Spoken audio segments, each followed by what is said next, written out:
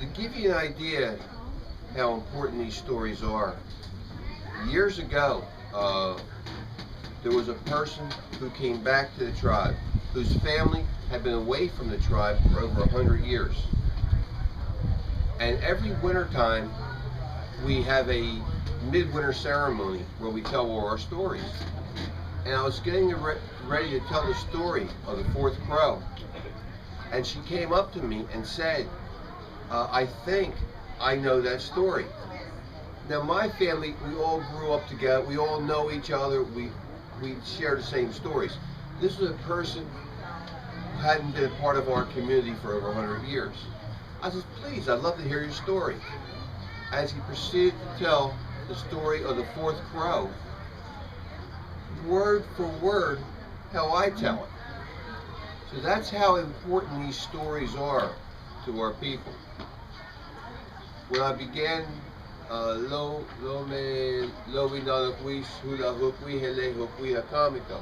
it says, that was an old prophecy. It said a fox will be let loose upon the land. It was talking about the coming of the people from across the ocean here. The second part starts talking about a crow. They say, in the beginning, we were all in harmony with the land around us.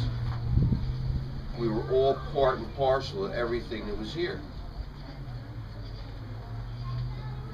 The second crow, remember, crows are scavengers. Their job in the land, our job as caretakers, their job is to keep the land clean.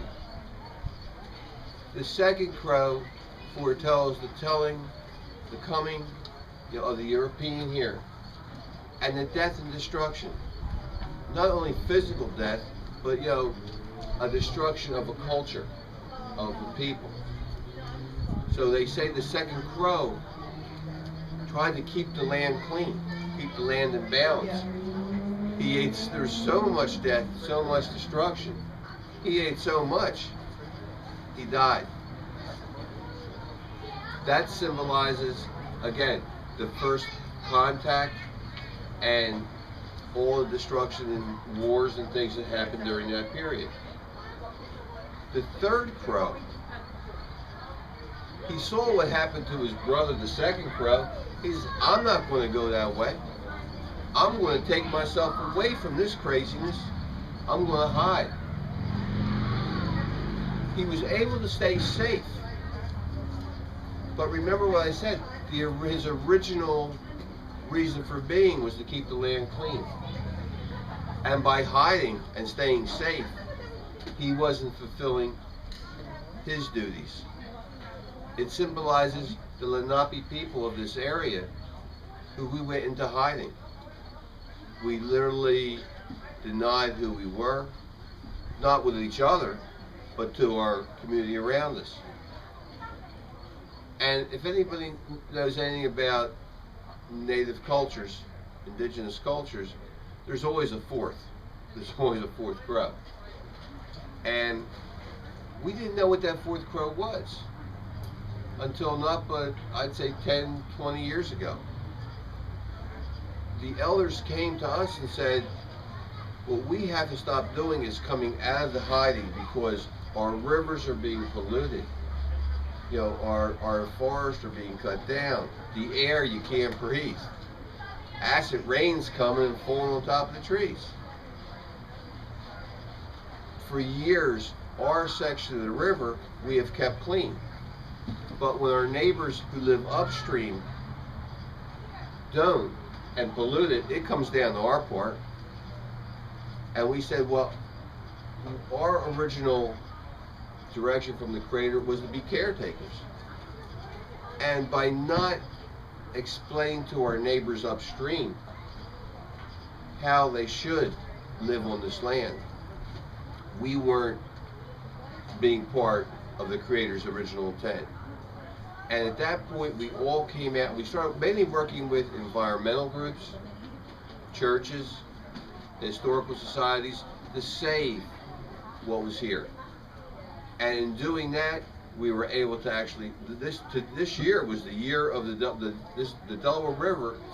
It was considered the river of the year here. When we first started, what we did, the river was in terrible shape.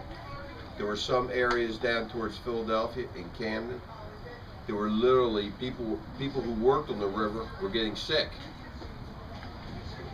We can gladly say, by working together, by all being caretakers together, we were able to change one of the longest free-flowing rivers in North America and almost bring it back to how it was, where all of a sudden the shad were coming back up the river.